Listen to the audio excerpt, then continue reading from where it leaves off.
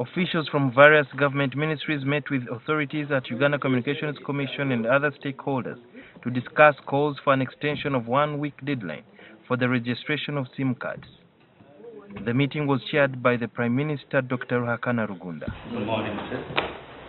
The officials reviewed the SIM card registration process and agreed to maintain the April 20th deadline.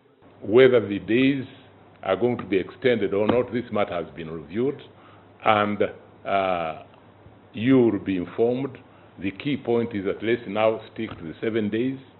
I asked the Prime Minister whether the government would not stand to lose if mobile money users are switched off. On the contrary, government is doing what it's doing in order to ensure that the business environment, the business security improves so that Ugandans and telecom companies can make more money. Statistics from a recent World Bank report on financial inclusion indicate that 35% of Uganda's adult population have mobile money accounts. The government makes billions of shillings annually from collecting taxes from mobile money operators. Sections of the public had earlier expressed fears about privacy violations by the government due to the sharing of their biodata by the National Identification and Registration Authority, NIRA. The telecom companies are not getting any data on anybody. They're getting a yes or a no. Meanwhile, members of a youth group called Jobless Brotherhood, along with an organization known as Rights Trumpet Limited, have filed an application in court seeking an interim order to stop Uganda Communications Commission from enforcing its deadline, which recognizes the national ID as the only document of identity. Norman Tumuhimbise, the leader of the Jobless Brotherhood, argues that the deadline will also affect Ugandans in the diaspora. National security cannot come at the cost of public interest.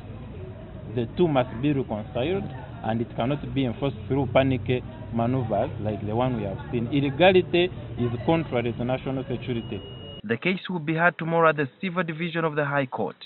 However, Dr. Rugunda says the court case will not stop the government from implementing directives issued by UCC.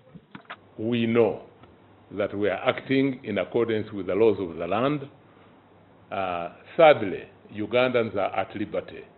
If they have anything to challenge, indeed, to go to the courts of law, they are at liberty. They are exercising their democratic right.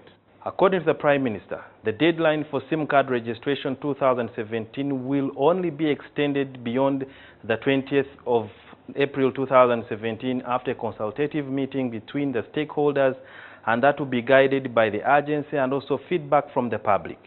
Sudhir Ruhakana, NTV.